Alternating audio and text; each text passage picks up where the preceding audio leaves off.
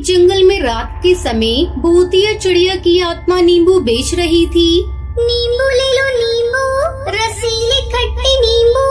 तभी उस रास्ते से एक पक्षी जा रहा होता है।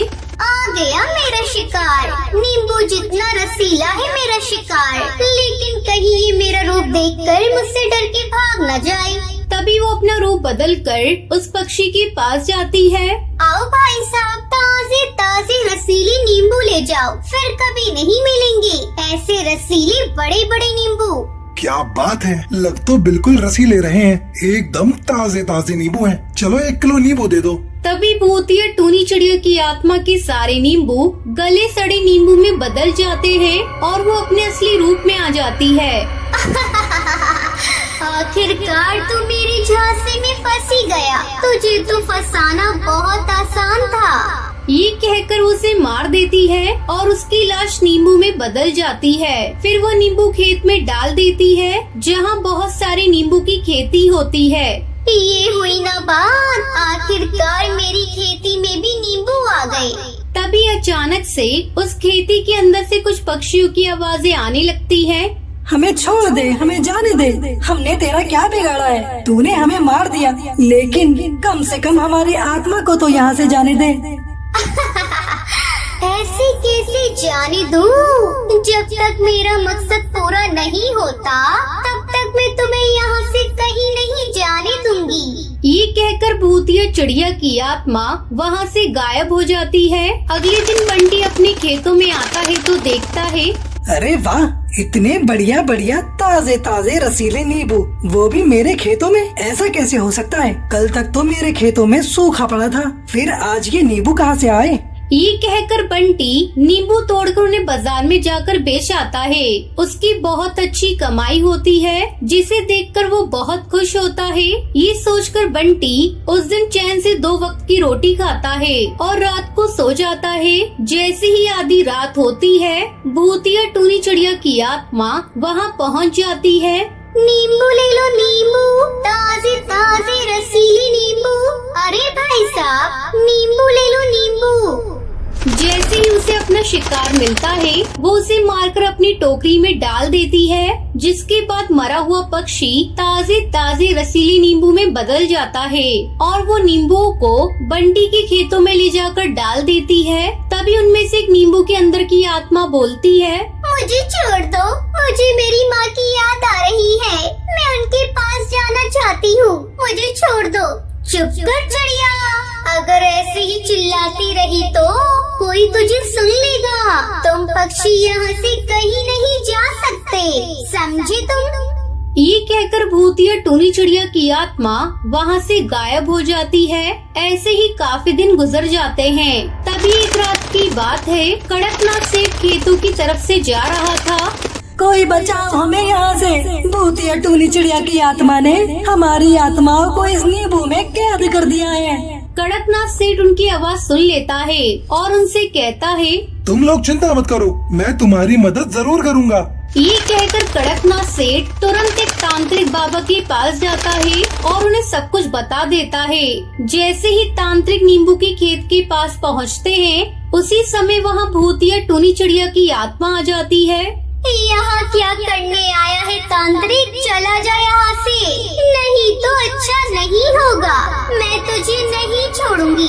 चला जाऊंगा, लेकिन मेरे जाने से पहले मुझे तू बस इतना बता दे कि आखिर तू ये सब क्यों कर रही है और कौन है तू, और इन पक्षियों को मारकर इनकी आत्माओं को क्यों कैद कर रही है? नहीं बताऊंगी, कुछ भी नहीं बताऊंगी, जा जो उखाड़ना है उखाड़ ले। ये सुनकर तांत्रिक बाबा उसे अपनी शक्तियों से कमजोर कर देता है। वो तड़पते हुए बोलती है, ऐसा मत करो, मुझे छोड़ दो, मैं तुम्हें सब बताती हूँ। ये खेत मेरे पति का है, मैं अपने पति की मदद करने के लिए ये सब कर रही थी। ऐसा करने से मेरे पति की गरीबी और उसकी परेशानी हमेशा के लिए खत्म हो जाएगी। तभी वहाँ बंटी कबूतर आ जाता है। टूनी, मैं तुम्हारे आगे हाथ जोड़ता हूँ, मेरे लिए ये सब करना बंद कर दो। मैं अपनी जिंदगी खुद जी सकता हूँ, मुझे तुम्हारे मरने का अफसोस है। मैं खुद मेहनत करके कमा सकता हूँ, इसलिए तुम अब यहाँ से मुक्त हो जाओ। बंटी की ये बात सुनने के बाद भूतिया टूनी चिड़िया की आंखों में आंसू आ जाते हैं, जिसके बाद वो नींबू के खेतों से मरे हुए पक्षियों की आत्मा को आजाद कर देती है और खुद भी वहाँ से हमेशा हमेशा के लिए चली जाती है। एक भयानक जंगल में भूतिया चिड़िया की आत्मा रहती थी। जंगल के छोटे मोटे जानवर पकड़कर वो उन्हें खाकर अपना पेट भरती थी। ऐसे ही वो डेली 1-2 जानवर खा जाया करती थी। धीरे धीरे जंगल से सारे जानवर खत्म होते जाते हैं और एक दिन भूतिया चिड़िया की आत्मा ऐसे ही जंगल में घूमती रहती है, लेकिन उसे एक भी जानवर खाने को नहीं मिलता। लगता है आज भी भूखा ही रहना पड़ेगा। सुबह से शाम हो गई घूमते घूमते, पर एक भी शिकार हाथ नहीं आया।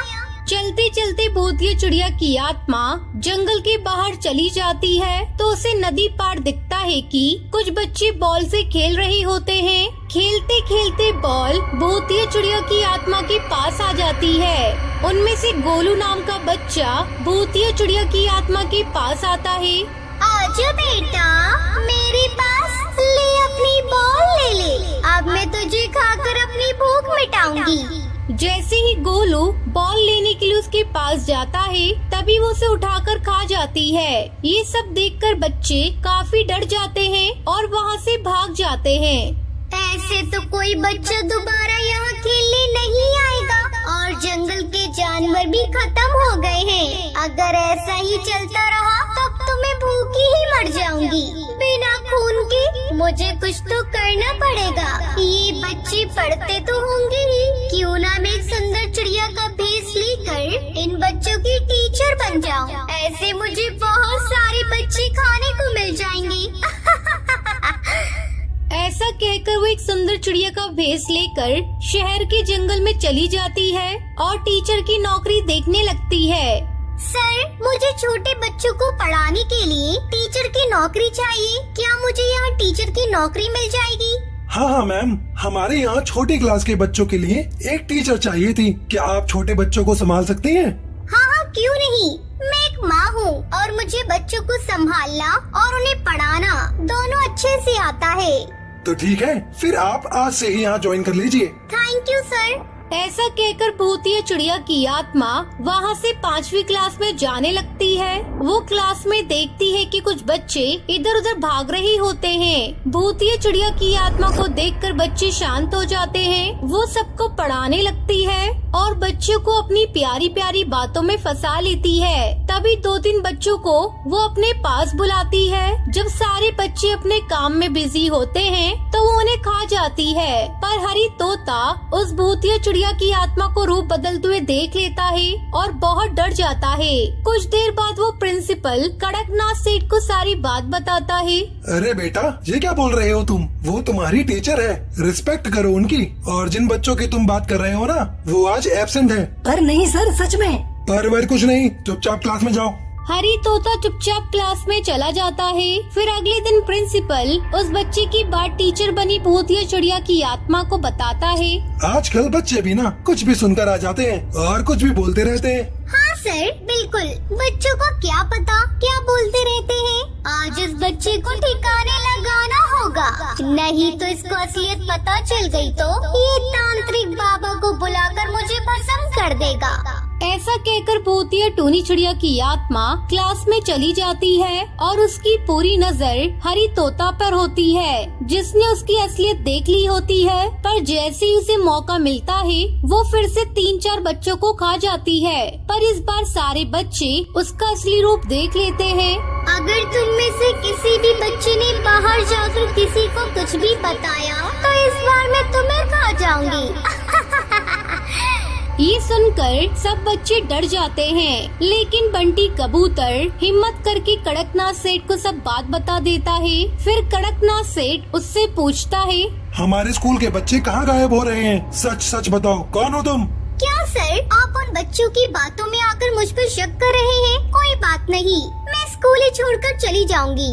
ऐसा कहकर भूतिया टूनी चिड़िया की आत्मा स्कूल छोड़ देती है और ऐसे ही कई स्कूल में जाती थी और बच्चों को खा जाती थी। धीरे धीरे ज्यादा बच्चे गायब होने की वजह से पूरे शहर के जंगल में ये बात आग की तरह फैल गई और सारे स्कूल बंद हो गए, जिसकी वजह से उसे खाने के लिए अपना शिकार नहीं मिला। फिर उसी दौरान भूतिया चिड़िया की आत्मा ने एक न्यूज़पेपर में टीचर की नौकरी देखी और वहाँ पहुँच गई। वहाँ के प्रिंसिपल ने उसे पढ़ाने के लिए रख लिया और क्लास में भेज दिया। भूतिया चिड़िया की आत्मा बच्चों की आवाज सुनकर क्लास की तरफ खुशी खुशी जाने लगी। तभी उस कमरे के अंदर जाकर देखा कि एक टेप रिकॉर्डर है जिससे बच्चों की आवाज आ रही थी। ये देखकर उसे बहुत गुस्सा आता है।